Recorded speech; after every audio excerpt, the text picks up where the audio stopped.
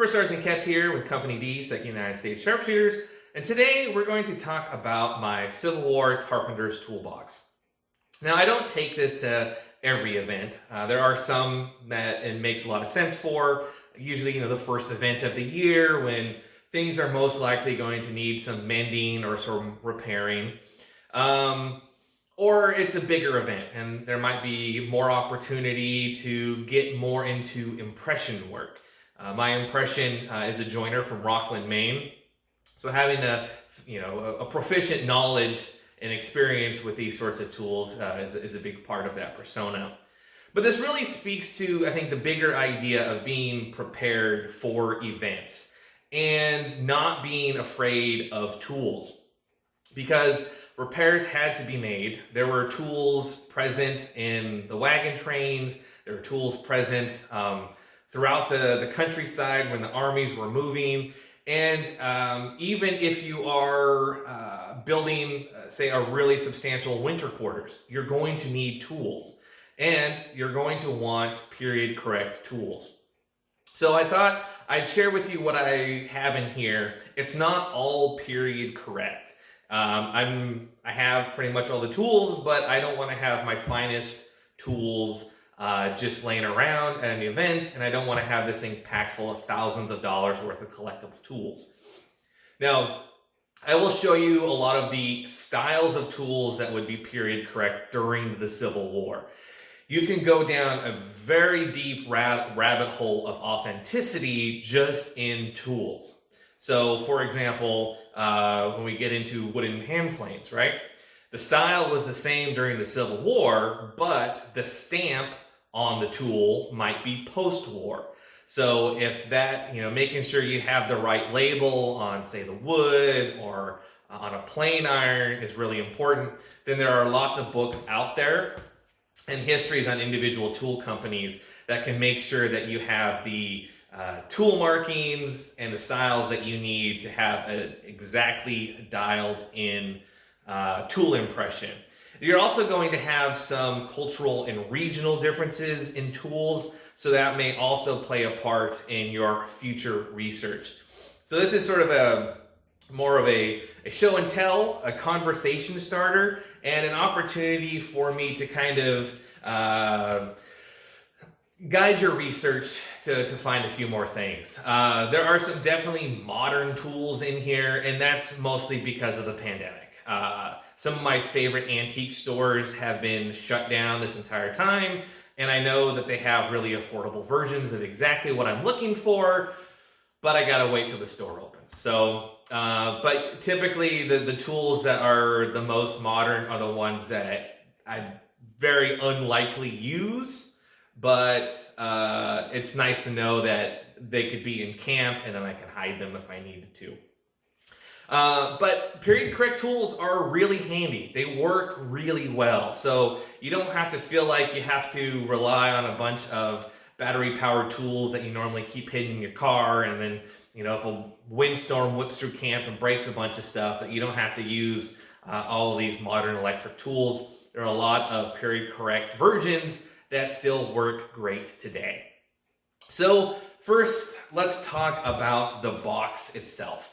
Now, I made this one really cheaply with just a couple of pine boards, and it's all nailed together. I went for sort of nice, clean lines to make it easier to pack to events. But for those of you who live out on the east side of the country, you could probably find original 19th century carpenter's toolboxes for maybe as little as $50 or $60.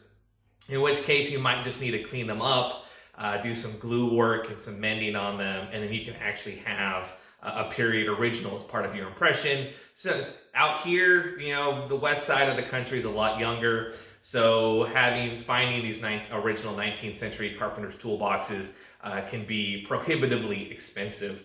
And I could easily just make my own version, but this meets a lot more of my needs, and it's a lot more compact.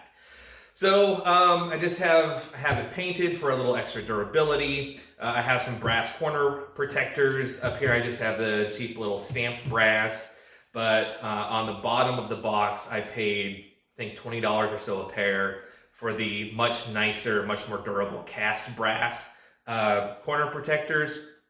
On original toolboxes, they'd be about twice as wide as this one. They'd have a raised panel top and then dovetailed construction. You'd have a dust apron around the lid. And if you work out of a traditional toolbox, that dust apron makes a difference. It really does protect the tools because dust, dirt, and sawdust, those absorb moisture, and moisture creates rust. So it plays an important role. And then you'll sometimes have some molding on the bottom of the box. So those are things to look out for. To carry it, I have some cast iron handles. You can find similar stamped steel ones at hardware stores, but they just look bad, they feel wrong, and they don't fit. And you can find original cast iron handles online, and you can also find reproductions that are just fine too, usually for a lot less. But again, if you're in parts of the country where it's easier to find this stuff at flea markets or antique stores, you might be able to find original hardware that could work out really well for you. So let's get inside a little bit. So as we open this toolbox, we have a little bit of personalization. Now, the toolboxes shared common construction similarities, but since they were made by the craftspeople who use them, they're all going to be custom made to the needs and wants and personality of the person who made them. So Company D is from the great state of Maine, and so I wanted to have some of that regional pride, so I painted the state motto onto the lid. So that way, if this is up and I'm out working, again, you're adding into that persona, that sense of history, that unit specificity that makes for a really good portrayal. Then I'll get you in closer here in a minute, but I have a couple of trays in here. And then the bottom is just large storage. So you may be asking, hey, First Sergeant, how big is your toolbox? It's as big as my largest saw. That really is how I built it. I built it for the tools that I had. And so that was based all on my schematic. So if you go into building your own, figure out the tools that you want in it, have some ideas on how you want to access or how often you need to access those tools, and then build a box to meet those needs, because that's exactly how the original ones were made. So top shelf is going to be the one, going to be the tools that I need to get to the most often. And so I have my Arkansas stone. We did a video recently on Civil War sharpening you can check out. And with this, I have my kerosene bottle, I have a rag, and I have a small metal oiler. Probably the most modern Farby thing that I keep in here, but I try to keep in a poke sack, are modern adhesives. Now, I always use adhesives, it seems like at an event. So I have all sorts. I have everything in here from, none of these are a sponsor, but like JB Weld, 5-minute epoxy, shoe glue, cyanoacrylite glue, and then just some basic Elmer's glue for wood repairs. And yeah, that pretty much covers my bases. So I think it's important to have adhesives. Now, if you want to use period correct adhesives, then you're going to look at hide glue. And you can buy granulated hide glue from places like Woodcraft. I think Rockler might sell them as well. And there's a little bit of pre-mixing that goes involved where you mix the granules with water, you let it absorb, and then you need to make sure that you have a heating source so that way you can bring that hide glue up to temperature prior to application. Hide glue works great. The downside to hide glue, especially I think in regards to reenacting, which is why I don't use it, is hide glue is water soluble. So it's not great for exterior applications. It's really great for musical instruments and house furniture, but it's not going to have a whole lot of durability for heavy outdoor use. So that's something you can keep in mind. Then I have a couple of tins full of various hardware. So, I often complain at how poorly axes are cared for at events, as well as say hammers and sledges. So I have various wedges in here for those repairs. And then I have another tin full of various hardware and fasteners to make repairs. So stick with slotted screws. You can find vintage unfinished, so non-zinc coated slotted screws at antique stores, for example, or you can buy the zinc coated ones and remove the finish if that's really important to you. Various sizes of cut nails, tacks, cut brads.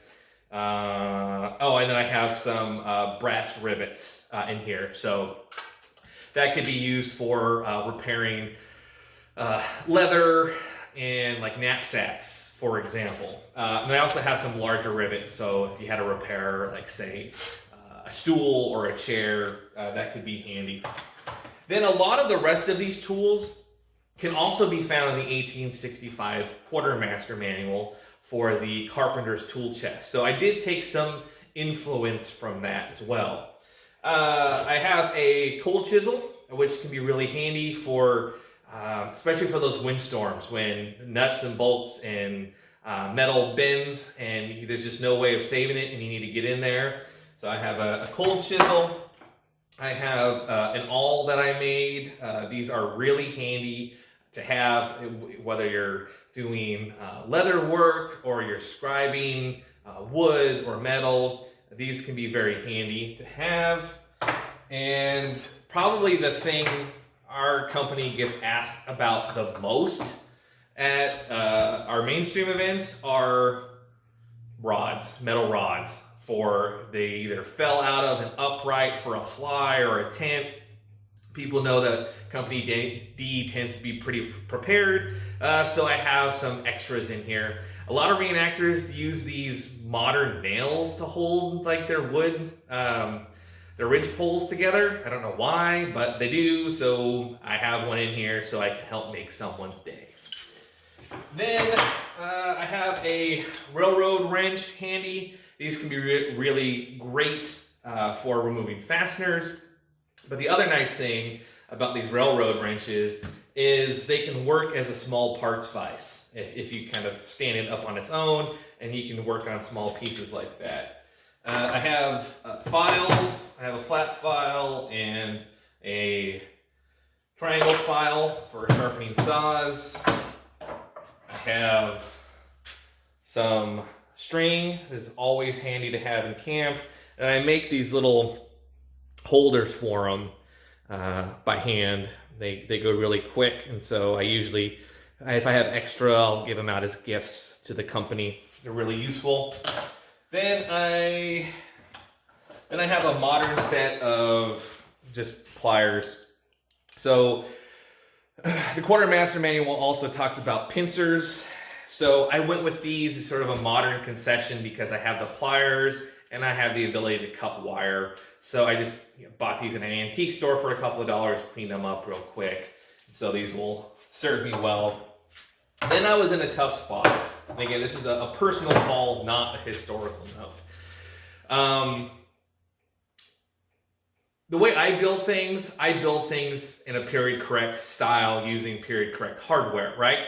But if I'm repairing things at a mainstream event, or someone who's new to the more authentic side and still has some old hand-me-down gear that's built with modern construction practices, if that stuff breaks, traditional tools may not be able to fix it. So I made a personal compromise, and I keep one of these multi-bit screwdrivers on hand to kind of help me out with those tight situations. This is a kit I think I got from Woodcraft or Rockler, and then I turned a rosewood handle for it so it blends in a little bit more. But if you are, say, doing like a purely authentic winter quarters and you're using historic practices, then all you would need are some period correct screwdrivers. But this is sort of the hybrid system that I have, so I can be a little more helpful to more people. So let's get in a little bit closer for our next drawer. The second tray in the toolbox has the tools that I'm going to most likely need first. Now, a lot of these are going to be measuring and layout. So I recently picked up this folding rule. It's a little bit older than a lot of the more modern like Lufkin brands that I have laying around the shop. I think I paid $1 or $2 for this at an antique store, so that went in. Then I have another folding rule. These were really popular. Again, the specific timing of these tools to the war is these are all post-war. The style is similar. I just want to be very clear about that. So if you have a bunch of like tool historians in your unit, you may not be able to get away with some of this. Especially if they're running, Stanley numbers, like, oh, well, that was definitely a 1902 ruler versus etc. But the style works well. I have a cheap pair of dividers that I picked up on Amazon. Again, I don't want to take my good ones to an event, so I got these online. These are actually pretty good. I'm happy with them, and I've actually pulled them out of this toolbox to use on projects already. So good for that. Then I have some pencils, and then I have a tri-square. These are really handy. You can pick these up at flea markets and antique stores all day long. They can be tedious to square. So just because you buy an old one doesn't mean that it's accurate.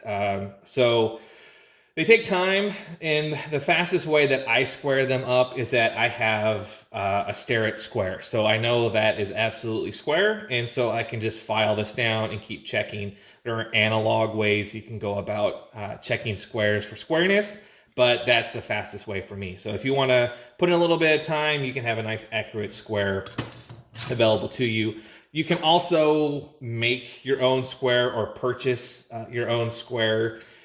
The reason I have the metal one is that this square is acclimated and square in my shop. I can't say that this would be square at an event because it is made out of wood, and it will absorb or release moisture, which could affect its accuracy. For rough carpentry, it's probably not a big deal, but that's something to keep in mind, and I really like this one for my workbench. Then I have a marking knife. This is something I just threw together many years ago, but it works fine. So rather than using a pencil, which is inaccurate because of the thickness of the pencil mark, it's been really common throughout history to use a knife to mark a line, because when you mark a knife with a line, then you have a datum point with which to insert another tool. Whether you have a line to start a saw cut with, or a line to place a chisel into, a marking knife is very handy, and you can make these, you can buy these. This is just out of an old circular saw blade. Speaking of homemade tools, again, I wanted to keep stuff cheap. This is just a little marking gauge that I made. This is just a piece of dowel that I had on stock, and a sharpened nail for the marking pin. And then for the fence, this is a piece of Maine rock maple. Gotta represent. And then I have a thumb screw and a threaded insert. I think the threaded insert is almost certainly 20th century. And I haven't taken the finish off the thumb screw. But to keep this from marring the wood, I actually have a small piece of wooden dowel between the end of the screw and the beam. So that way it's wood compressing wood, which gives a really nice solid fit. But it also protects the wood from wearing prematurely. So this is just something that took almost no time to make. There are lots of videos on YouTube on how to make your own in different styles. I have a gimlet. This is really handy. So if you just need a small pilot hole quickly, this is the tool to have. It has a little bit of auger bit on the end, and it's just a nice little mini hand drill. These are also in the Quartermaster manual. And if you can find them cheaply in antique stores, pick them up. They come in different sizes. They're pretty handy to have. Then I have a bevel gauge that I made one day in the shop, and this is just like an exact wooden replica of my Stanley one. So I have this handy with some hardware store fasteners on there. So that way, I mean, I don't plan on laying out dovetails at an event, but say I have to do a scarf joint for a ridge pole or something like that, or I need the exact angle of a piece that's broken. Rather than trying to do the math, I can just slap this gauge on there, set it, and then copy that to the fresh piece of wood where the repair needs to be made, for example. Then I have a ball peen hammer. These are always really handy to have. It's a small one. I have the faces of my hammers polished, so that way I have more flexibility in my work. So I can do rough work with this, but if I needed to use it for fine work and I don't want to mar the surface, then I have a really well-tuned ball peen hammer ready to go for that. Then I just have a cheap little claw hammer that I found in the junk drawer. And you may be laughing. It's like, oh, that's a really small hammer. And it's like, yeah, I don't plan on framing houses at events. So I just need something that's going to pack well and be able to drive a nail. But if you are, say, building substantial winter quarters, then you can do a little bit of research on period correct hammer styles. This is a 1950s Cheney hammer, but the style is pretty similar to what you're going to see in the 1860s. It's just not going to have its fancy patented nail holder on the back. So you're going to have striking surface similar to this, and the claws can be quite heavily curved like you see on this hammer, for example. Again, just an opportunity for more research.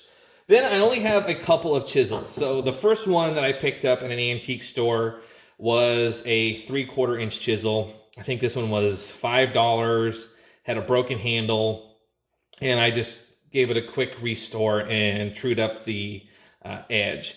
I went with 3/4 because when I'm working at my bench and I need a chisel, I always grab my 3/4. It's a personal preference. It's the one that takes care of most of my issues. That may be different for you, for example. And then I just quickly turned an oak handle on the lathe one night and then made a quick leather sheath to protect the cutting edge. And then recently I picked up this 1/2 inch chisel at an antique store for $1. A lot of times you'll find these socket chisels without a handle, but they're super easy to make. I have a lathe. You could do this sort of thing in your drill press or hand carve it if you need to. But I have a couple of chisels. These are handy. Again, I don't plan on doing fine joinery at an event, but chisels are always handy to have in your kit. So we're going to make some more room, and then we'll get into the big tools. In the bottom of the toolbox, I keep the big tools. So let me set this aside for a moment. And let's start with the boring bit. So I have a brace and a bit set. Now, this is a pretty complete set, and this is a modern brace. I like it because it has a ratcheting feature, which is really handy, but again, this is not period corrected Civil War. This is a Civil War brace. You can find these on eBay. Sometimes they're overpriced, but sometimes you can pick them up really cheap. So this one, this tool maker and everything does date to the Civil War, and you can see the difference. So there are options out there for you to go. But I keep just this cheap one in here because I don't want to have thousands of dollars of collectible tools laying around at an event. So I have this one handy. And then I have an assortment of Jennings bits. Jennings bits did exist during the Civil War. Now again, tool rabbit hole. The patterns changed quite a bit. So there's a lot of history, a shocking amount of history just on auger bits. But I have a complete set in here, and sometimes you might need a countersink. So this is a traditional period correct countersink. It's called a snail, if you have to look it up online. And they, just like modern countersinks, they come in different sizes. And they have the similar tapered end that you would have on all your typical auger bits. So I have a couple of those in there. If you use a lot of these, you might want to pick up an auger file so that you can sharpen your bits when you get them, or if they get tired. When I made that cheval de frise, I bored so much that I actually needed to stop a couple times and sharpen my bits. During that video, I talked about one of these modern bits. Can't tell you when this was made, probably 1950s or 60s. This is not period correct, but this is one of those adjustable bits I was telling you about. So if you need to make a really big hole, but need to have something portable, this is a nice compromise. But again, it's not going to pass historical muster. You're just going to need the big T-handled augers in a variety of sizes based on need. So if you're making winter quarters, building a cabin, these sorts of auger bits are going to be what you're going to want to have on hand. They do make these nice multi-use handle ones. I can't tell you the date of this style of handle, but the handles screw out, and then you have this thumb screw where you can actually replace the bits on. And I think I paid $20 or $30 for this at an antique store. They're pretty awesome. But again, I can't tell you the date for that. So I have that, and again, yeah, you can sharpen these bits up. So if they're dull, you can dress them up and get them back into shape pretty easily with a minimal amount of work. Then I have a joiner's mallet. There's tons of videos on making all sorts of different styles of joiner's mallets online. This one is ash with an Osage orange handle that I made. The biggest thing you'll notice about these joiner's mallets is that you have the faces are tapered, and there's science behind that, because when you're chiseling with your joiner's mallet, by the time your arm naturally comes down and hits the striking surface, this becomes parallel with that surface. It's a nice little detail. You can make these pretty quickly in an afternoon if you want. So that's handy. And then I have, it's always good to have some clamps. I picked these up at an antique store and restored them. Couldn't tell you the date. Probably the patent's like 1888. So definitely, no matter what it is, it's post-war, whether it's early patent and 20th century production. But I have some clamps. You can do some research on that. The twin screw wooden clamps, which I don't have at my bench right now, are probably more in line with what you'd be looking for. But they do have, you can find advertisements for tools for the Civil War in there.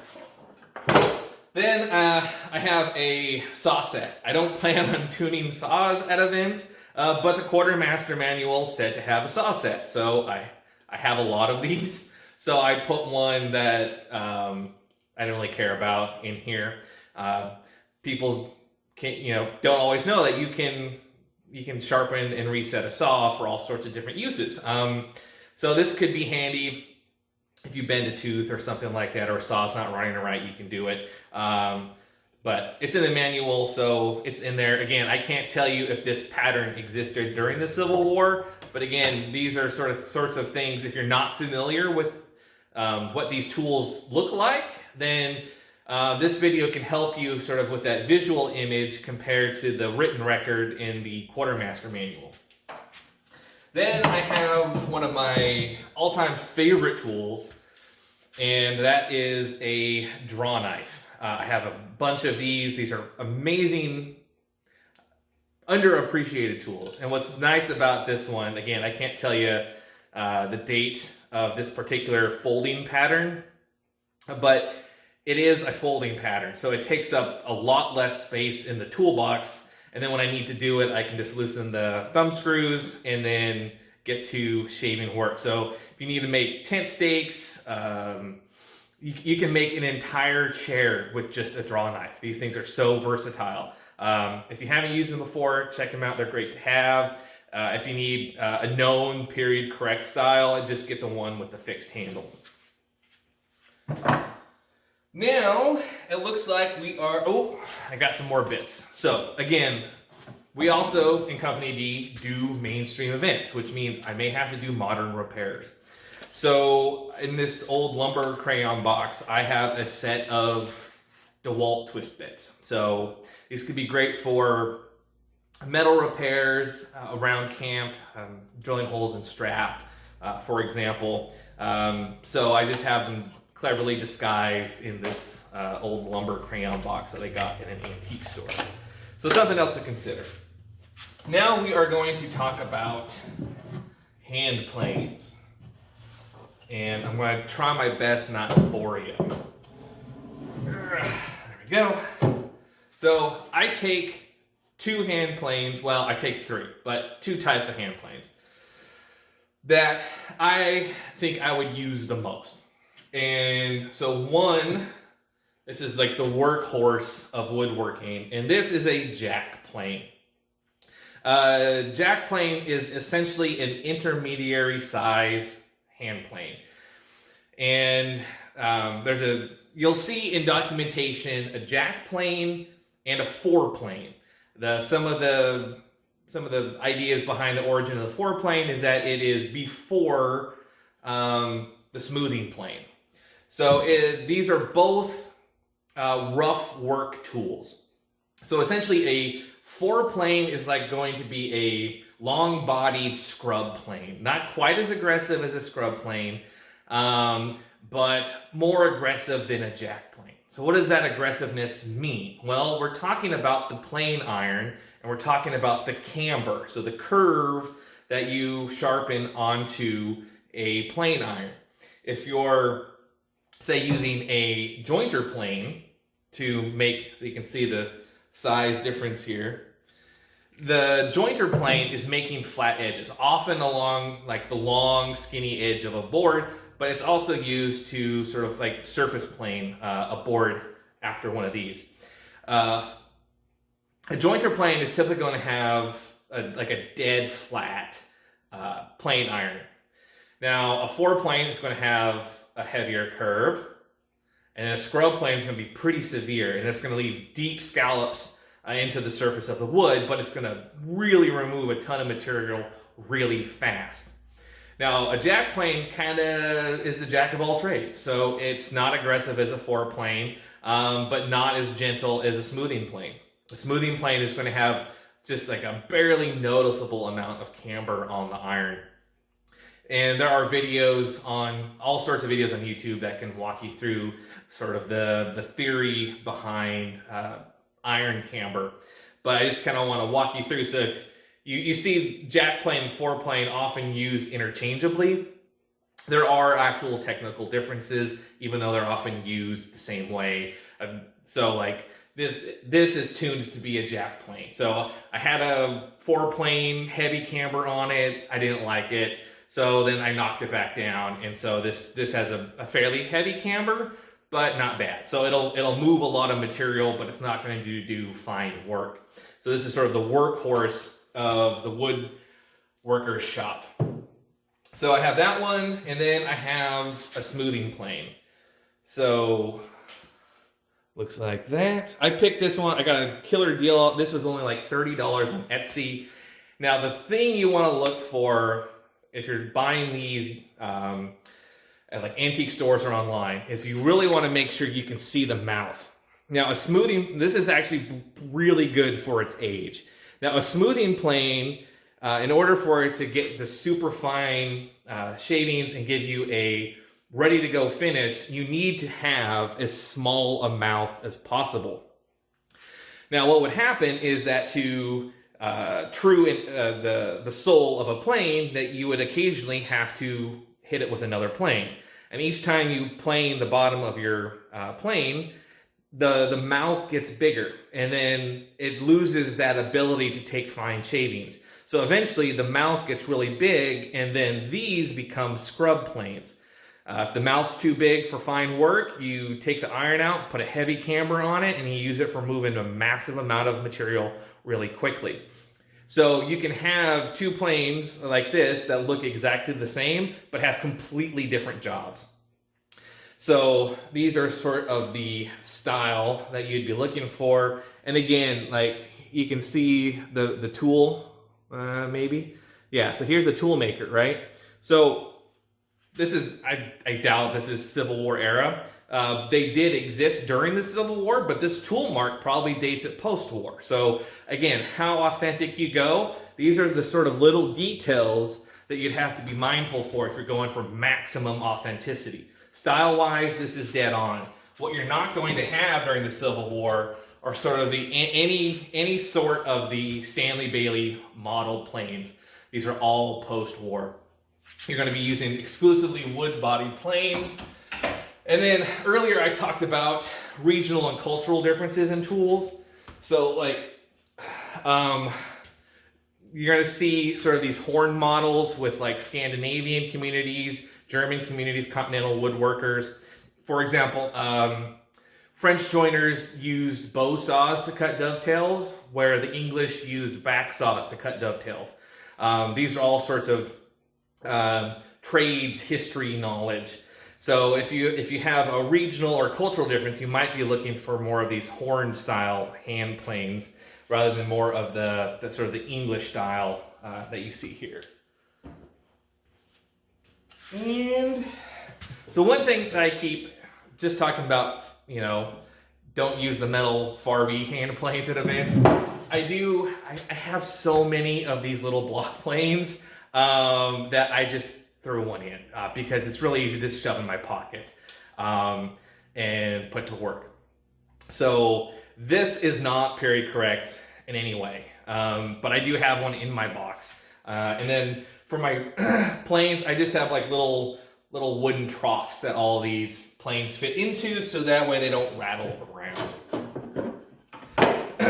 Oh, before I go on, let me talk about why I don't take this to events. So this is a joiner plane, and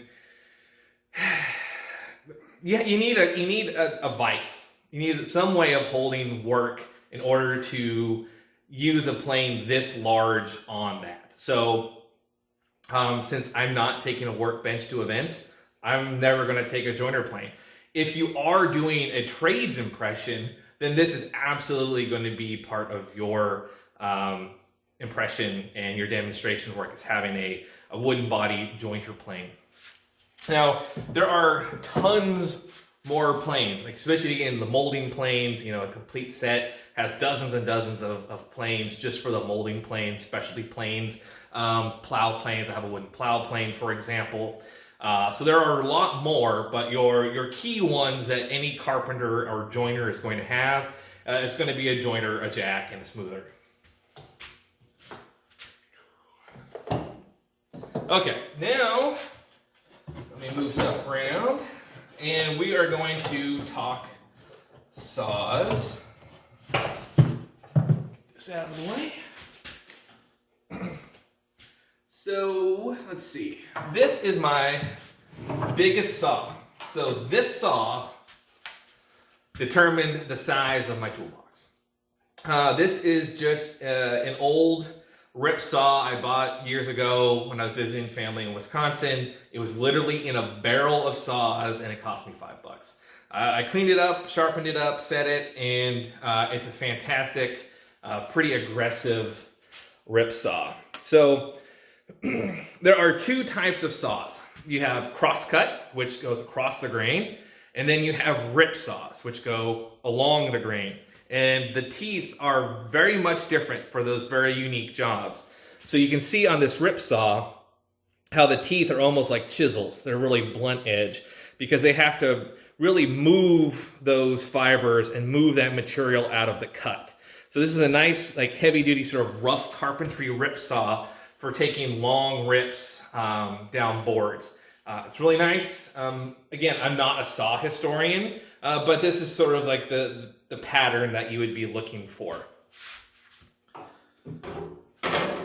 So then I have the rip saw, and I have a saw till, so I have a couple of blocks of wood with slots cut in them so that the saws sit like that in the bottom of the toolbox. So this one is from Maine. It is a Boston and Maine Railroad saw. The Boston and Maine Railroad existed during the Civil War, actually before the Civil War, and they were in service for a very, very long time. So this is probably definitely 20th century. This looks like it's a Distin make, even though it doesn't have any of the Distin labels on it. And you can just barely see the train company logo etching into the saw blade. But this is a crosscut saw for cutting across the grain.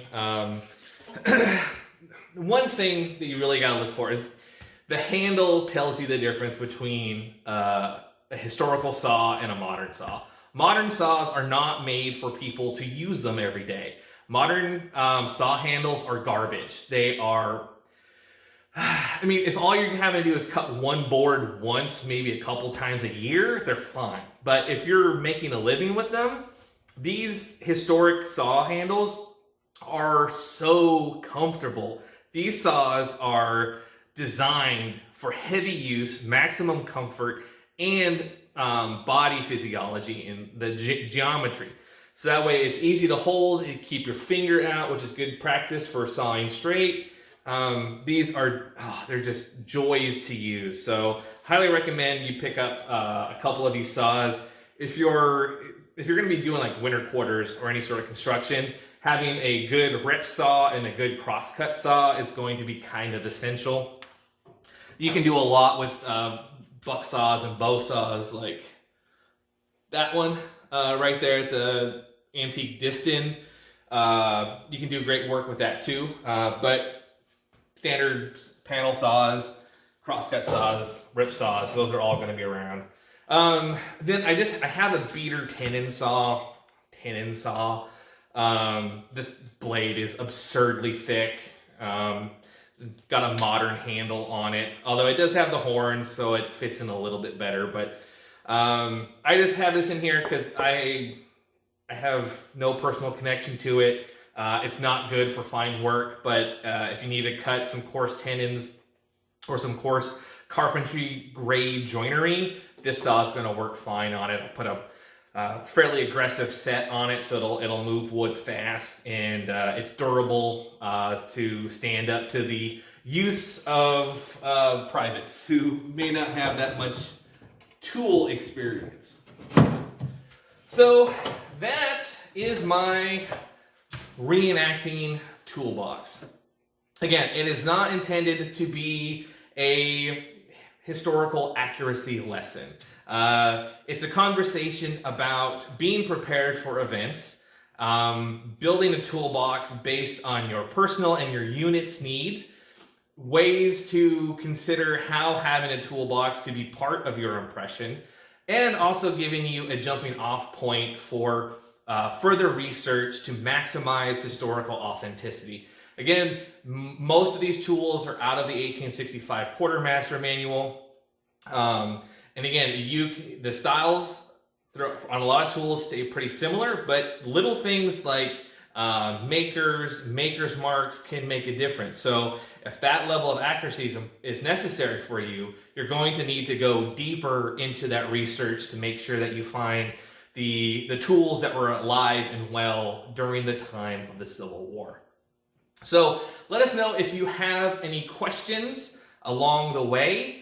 And best of luck to you building your toolbox and making everyone's day when you can fix something for them.